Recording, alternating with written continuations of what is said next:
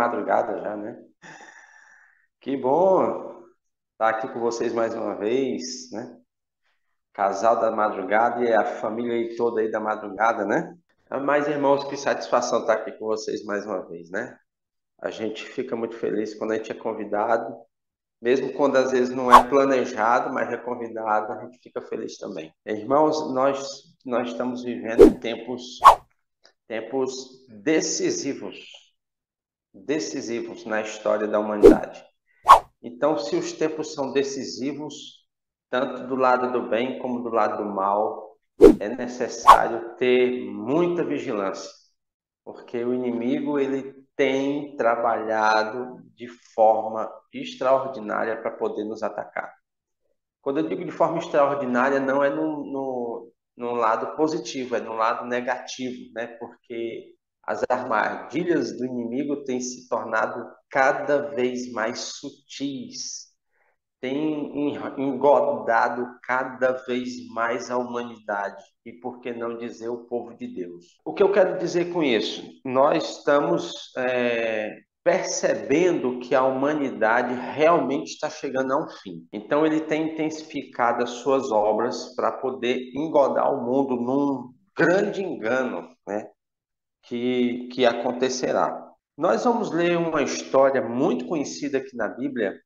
Essa história se passa lá na época de Moisés, quando o povo de Israel já tem saído do Egito, né? Depois de 400 ou 430 anos de escravidão, eles têm saído e Deus os libertou ele com uma demonstração muito grande de poder, né? De maravilhas. Teve as pragas, teve a abertura do Mar Vermelho, Deus transformou a água amarga em água doce, Deus mandou carne para o povo comer, ou seja, uma demonstração muito grande do poder divino. E chega um determinado momento em que o povo acaba cometendo um pecado que é um absurdo. Moisés tem subido no Monte Sinai, a mando de Deus, e o povo fica sem um líder na terra. E vamos ler aí o capítulo 32 do livro de Êxodo. Capítulo 32 do livro de Êxodo, nós vamos ler aqui a história do bezerro de ouro e vamos tirar umas implicações para nós hoje em dia. 32, o versículo do 1 ao 6, para começar.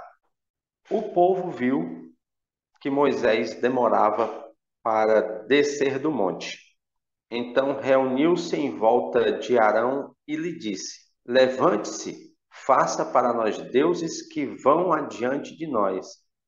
Pois quanto a este Moisés, o homem que nos tirou do Egito, não sabemos o que lhe aconteceu. Arão respondeu: Tirem as argolas de ouro das orelhas de suas mulheres, de seus filhos e de suas filhas, e tragam para mim. Então todo o povo tirou das orelhas as argolas e as trouxeram a Arão. Este, recebendo-a das mãos deles, trabalhou o ouro com buril e fez dele um bezerro de metal fundido. Então disseram: São estes, ó Israel, os seus deuses que tiraram você da terra do Egito. Arão, vendo isso, edificou um altar diante do bezerro e fez a seguinte proclamação: Amanhã haverá festa ao Senhor. No dia seguinte, madrugaram, ofereceram holocaustos e trouxeram ofertas pacíficas. E o povo sentou-se para comer e beber e levantou-se para se divertir. Olha só, irmãos, que contraste nós estamos vendo agora. Nós acordamos de madrugada para louvar a Deus.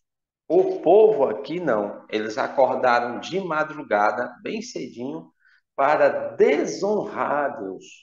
É uma diferença muito grande. Moisés, após ter subido para o monte, ficou 40 dias, vamos dizer assim, sem aparecer, e o povo ficou já totalmente desnorteado pegaram os costumes egípcios, porque eles tinham nascido e se criado num costume pagão, e acabaram querendo fazer um bezerro de ouro, uma imagem de ouro, dar um rosto ao Senhor, né? E foram atrás do líder, o vice, né, que ficou lá no comando, que foi Arão. Arão, totalmente sem noção, acabou seguindo a orientação do povo, talvez pressionado, e acabou fazendo um bezerro de ouro. Nessa leitura, tem algumas coisas que eu separei que eu achei muito interessante. A primeira delas foi que o povo de Israel, Arão tinha pedido para que eles tirassem os brincos, as argolas, né, para poder fazer o bezerro. Eu fui pesquisar sobre isso. O povo de Israel, lógico, com o costume pagão, usavam esses adornos, né, brincos, cordões, talvez hoje nós chamamos de piercing, né? E o texto diz que era mulheres, filhos e filhas, ou seja, homens também usavam brincos, argolas, coisas desse tipo.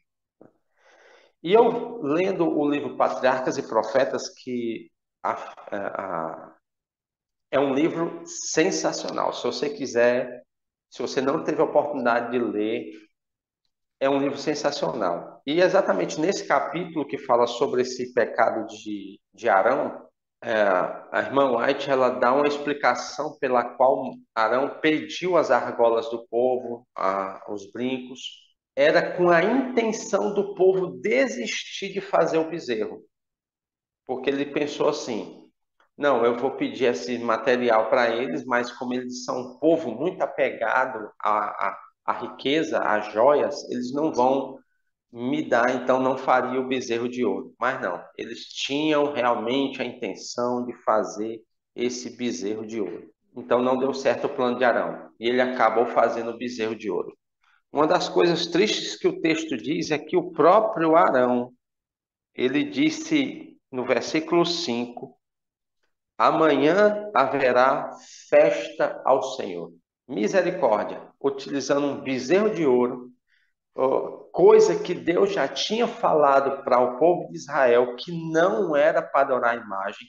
O capítulo 20 de Êxodo, que nós adventistas conhecemos muito bem, onde está lá os 10 mandamentos. Aqueles 10 mandamentos do capítulo 20, eles ainda não estavam em tábuas de pedra, diga-se por sinal, eles ainda não estavam registrados fisicamente. Ali foi as palavras de Deus para o povo, quando Deus falou do Monte Sinai. Então eles sabiam perfeitamente que não eram para adorar a imagem, não eram para representar a divindade de forma nenhuma. Só que no mesmo livro Desejados Patriarcas e Profetas, disse que a ideia de se criar um bezerro de ouro veio dos egípcios que estavam com o povo de Deus. Só que o povo de Deus também acabou agregando essa ideia para eles, né?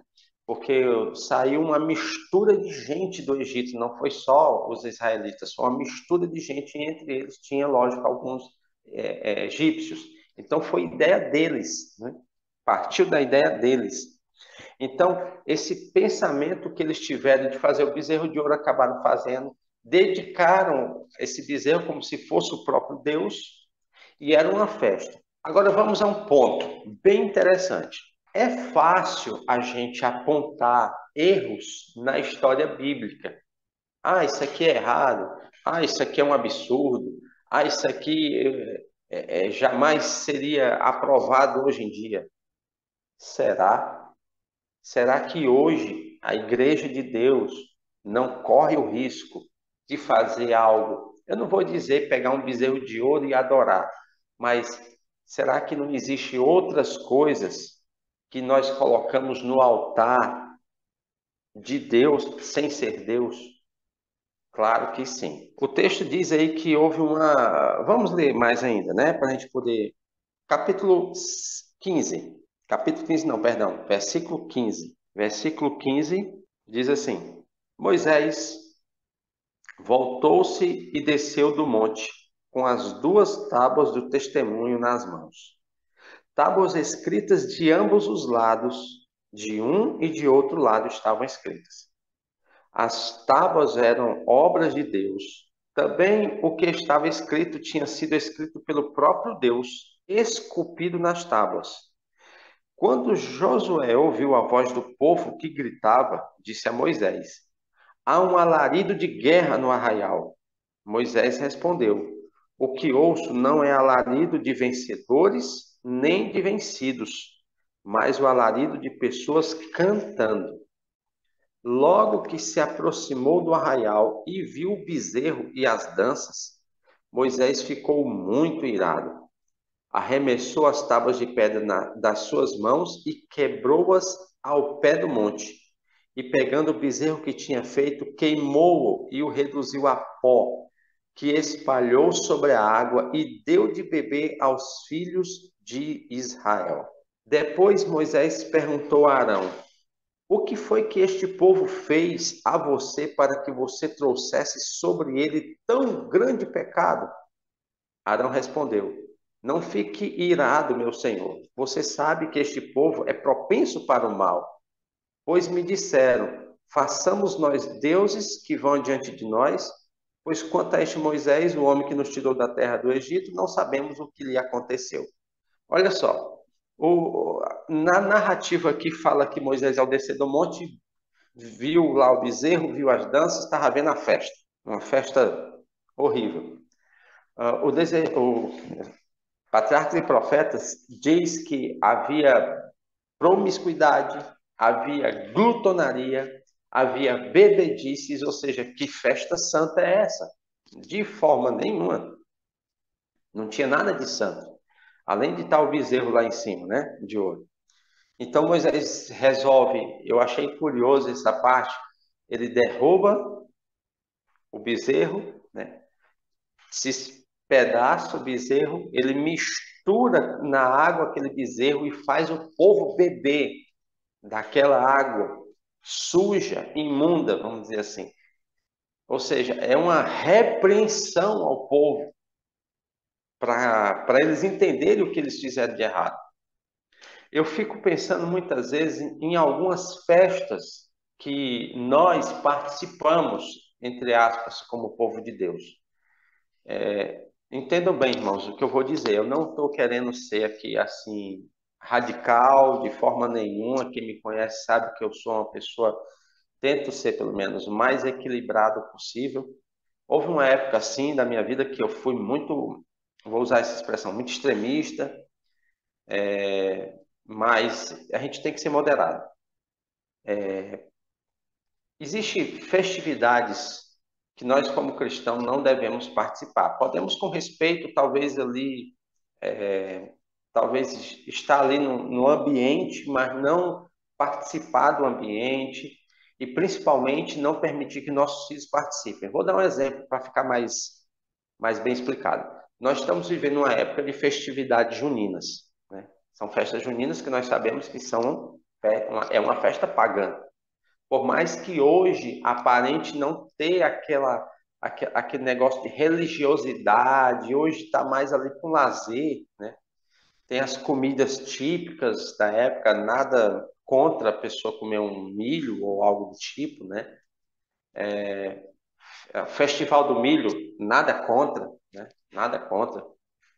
Mas existe alguns momentos, por exemplo, em colégios, que nossos filhos fazem parte, e vai ter lá aquela festa lá junina, aí alguns pais pintam o meninozinho de matuto, bota a meninazinha de Maria Chiquinha, aquele negócio todo, né, de festa de São João. E permitem que os filhos participem de quadrilhas, aquelas dancinhas típicas. Isso é a abominação ao Senhor. Porque nós sabemos muito bem que as festas juninas são festas de dedicação a um santo católico, vamos dizer assim, né? É o São João, é o São Pedro, tem o Santo Antônio, né? São festas pagãs, não são festas cristãs. Então, nós, como povo de Deus, não deveríamos permitir que nossos filhos participem. Meu menino, no colégio, Ontem mesmo a cuidadora dele perguntou se nós iríamos participar, se ele iria para essa festinha, se ele podia fazer parte lá da quadrilhazinha das criancinhas que vai ter. E nós dissemos que nós não permitimos isso, lógico, de forma educada, nós devemos explicar de forma educada, nós não queremos que ele participe, nós podemos até, de uma certa forma, contribuir, ajudar em alguma coisa, mas nós não queremos participar. É para deixar bem claro para eles lá que nós não concordamos com isso, né? Então, você deveria pensar dessa forma também, né?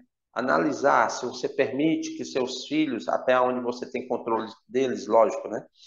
Participem desse tipo de festividade, porque de inocente não tem nada. Nós também, muitas vezes, permitimos que coisas diabólicas, satânicas, entrem na nossa casa através de uma novela, através de um filme.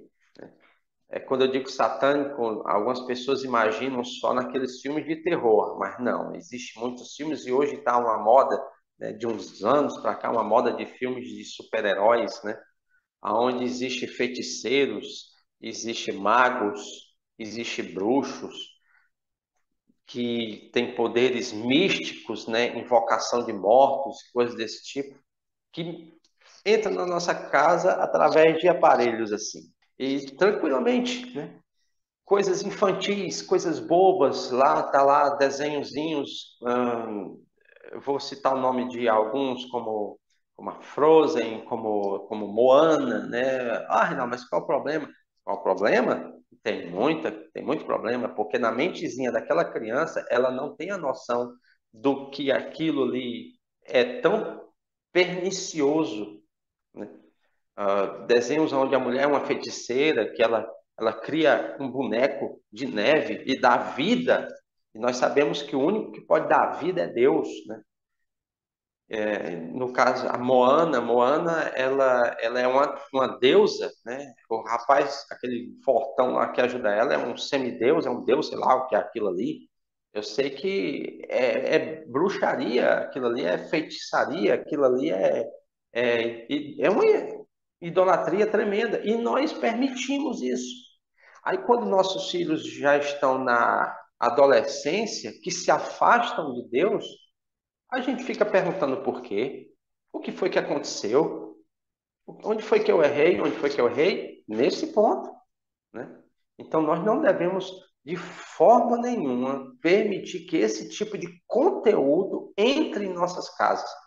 Mais recentemente agora, está uma moda entre os juvenis e adolescentes, uma minissérie da Netflix, que é a Wandinha. Tem até festas de aniversário temáticas com esse. Uma vez eu fui para um aniversário de uma sobrinha da minha esposa. Quando a gente chegou lá, era Wandinha. Ou seja, um assunto profundamente macabro. É macabro. Uma menina que fala com mortos, que tem na sua família gente morta que convive com ela, falando com ela, convivendo.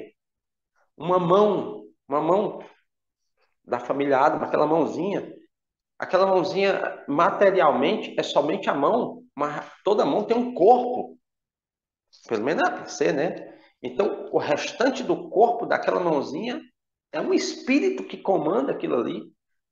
E nós, inocentemente, permitimos que essas coisas entrem. Ou seja, o bezerro de ouro, como eu falei, as armadilhas do inimigo hoje são sutis. É fácil eu ler o texto bíblico e dizer: ah, Arão errou, Arão pecou, Arão foi fraco. Mas nós estamos sendo também ludibriados, porque Arão, quando ele errou, ele errou, mas eu vou lançar uma pergunta aqui para vocês. Quando Moisés, na ocasião, derrubou o bezerro e tudo mais, ele falou: os que são do Senhor venham a mim. Aí um grupo foi com ele, ficou lá do lado do Senhor, não tinha aceitado o que tinha acontecido. Outro grupo não, foi embora, né? Porque não estava do lado do Senhor. O que é que Moisés mandou? Pegou que aquelas pessoas que estavam do lado dele puxassem da espada e fossem lá e matassem o seu amigo, matassem o seu irmão, matassem o seu parente, aquelas pessoas que estavam adorando imagem. Ele mandou matar. E eles foram lá e mataram. A pergunta é: por que Arão não foi penalizado da mesma forma que os outros? Por que Arão? Porque Arão foi o líder, foi a pessoa quem fez o bezerro de ouro. Ele quem moldou o ídolo. E ainda disse que era uma festa ao Senhor. Por que Arão não foi penalizado? Porque ele arrependeu-se sinceramente do seu pecado. Deus, na sua misericórdia, perdoou Arão. Tanto é que, posteriormente, Arão foi escolhido como sumo sacerdote. Olha só como a misericórdia do Senhor alcança qualquer um.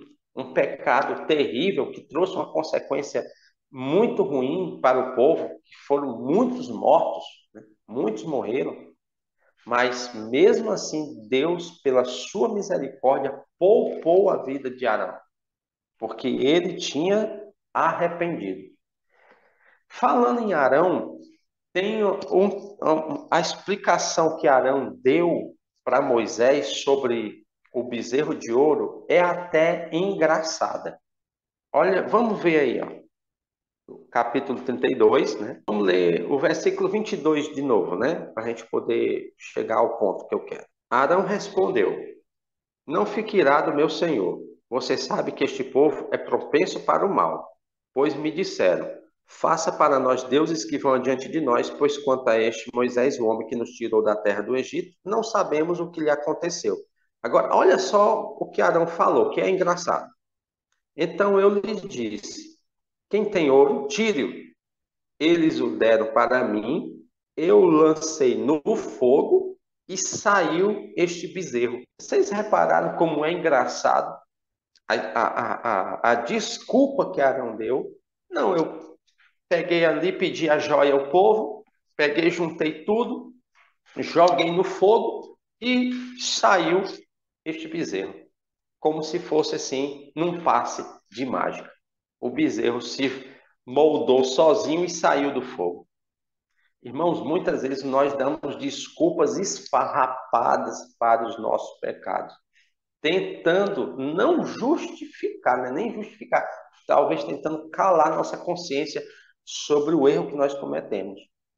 Nós tentamos, criamos, bolamos alguma desculpa, como eu falei, esfarrapada, para que aquela nosso pecado não se torne tão grande. Ah, não, foi só um pedacinho. Ah, não, foi só um golinho.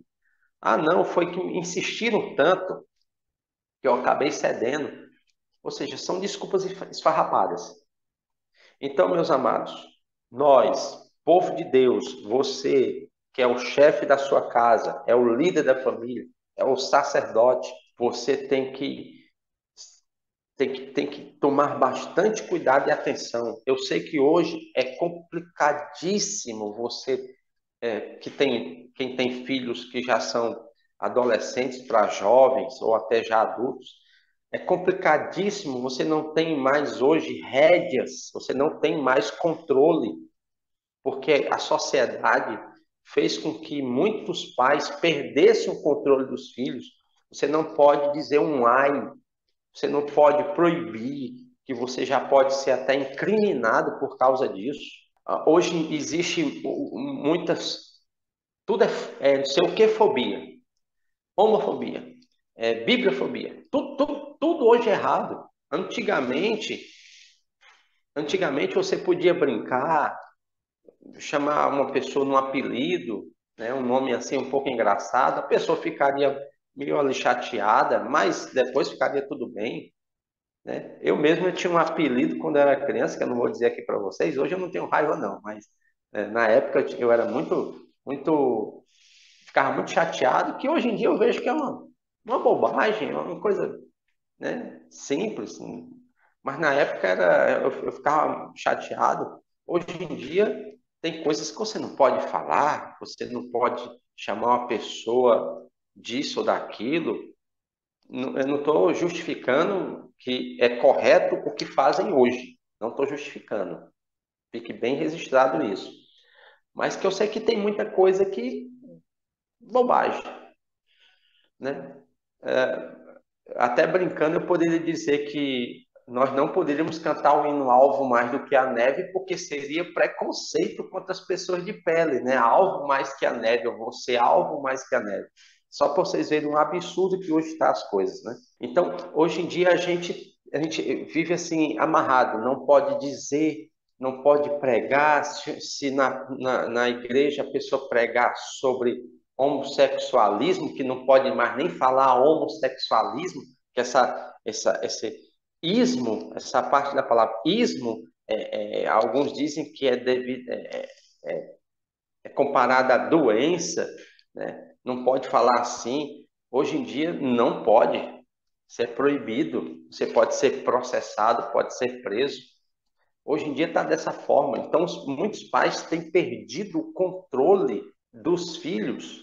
Infelizmente está desse jeito. Mas nós devemos sim ser retos naquilo que nós acreditamos, naquilo que a Bíblia fala.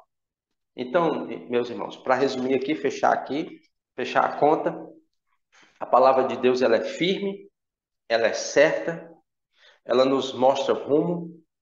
Pecado é pecado, não importa o que seja, pecado é pecado. Devemos tomar uma posição firme. Duas coisas eu tiro de fundamentais nessa leitura de hoje. Atenção, primeiro, atenção com as armadilhas que o inimigo coloca ao redor da nossa família, ao redor da nossa igreja, não permitindo festividades pagãs dentro de nossa igreja. Algumas pessoas, eu vou dar o meu ponto de vista, tá? Algumas igrejas gostam de botar árvorezinha de Natal dentro da igreja. Eu, particularmente, se eu fosse o líder dessa igreja, eu não aceitaria. Algumas festividades que eu já vi por aí, não dentro da igreja, mas algumas pessoas fazendo carnaval, carnaval não dentro da igreja, mas coisas de carnaval feitas por cristãos, festas mundanas feitas por cristãos. Muito cuidado, muita atenção. E a segunda coisa que eu quero destacar aqui para vocês mesmo sendo líder, nós podemos errar. Mesmo nós sendo líderes, porque nós somos os representantes de Deus aqui na terra, né? Nós temos que ser o exemplo, nós temos que ser a referência no louvor, na hora de cantar congregacionalmente, está todo mundo cantando, nós deveríamos cantar mais alto para poder motivar o povo, incentivar o povo a cantar. Nós devemos ser exemplo na fidelidade de dízimos, pactos, ofertas, na pontualidade em nossas igrejas, nós chegarmos pontualmente, nós devemos ser exemplos na leitura da Bíblia, no estudo da palavra, na oração. Mas mesmo assim, nós não estamos livres de pecar. Então Deus ele é misericordioso para com nós líderes, porque nós estamos na frente, tal pilotão, mas nós estamos na frente e levando toda a pancada do inimigo. Primeiro atinge o líder, se você é líder de igreja. Primeiro atinge o líder, porque sabemos que se o líder for atingido, não todos, mas muitos poderão cair com ele. Então a lição é: Arão foi perdoado, você pode ser perdoado também. Talvez eu esteja falando para você, irmão mesmo, ou líder de igreja, que só você sabe do pecado que você comete, mas eu lhe digo uma coisa: Deus, ele te ama e ele quer te erguer e ele vai lhe erguer. Então, permita que isso aconteça, tá bom, meu irmão? Que Deus abençoe a todos. Aqui o sol já está quase aparecendo, quase clareando. E eu não sei como é que está aí na sua cidade, né? Mas que Deus abençoe o seu dia. Para a honra e glória de Deus, tenha um dia abençoado. Em nome de Jesus. Vamos orar, né? Querido Deus, maravilhoso Pai, o Senhor que tirou o povo de Israel do Egito com mão forte, com braço estendido, com maravilhas, com poder, com coisas sobrenaturais. o Senhor também nos tirou da terra do pecado. O Senhor nos libertou, Santíssimo Deus, da maldição da lei, do resultado da lei, que é a morte eterna. A transgressão da lei exige a morte do pecador. Mas Cristo foi a oferta perfeita, o sacrifício perfeito. E esse sacrifício perfeito, esse Deus maravilhoso, não deve ser substituído por nada. Não devemos ter algo que seja acima do Senhor, nem perto do Senhor, muito menos acima. Então, maravilhoso Pai, tenha misericórdia de nós. Nós somos fracos, somos falhos. E nesses últimos dias o inimigo tem cada vez mais atacado o teu povo, para que a luz de Jesus não brilhe na humanidade. Então tenha misericórdia, Senhor. Perdoa, sara o teu povo, ergue o teu povo, para que nós possamos testemunhar do teu amor para outras pessoas e cada vez mais pessoas aceitem ao Senhor como Salvador, guardem os teus mandamentos e que um dia nós possamos todos estar nas mansões celestiais. Dá um bom dia para nós, com saúde, com paz, que o Senhor nos sustente, o pão nosso cada dia seja dado para nós hoje e que no final do dia possamos louvar o teu santo nome pelas vitórias que nós obtivemos nesse dia. Aquelas pessoas que estão precisando de cura, que o Senhor as conceda, principalmente a cura espiritual. Nós te agradecemos em nome do Pai, do Filho e do Espírito Santo. Amém.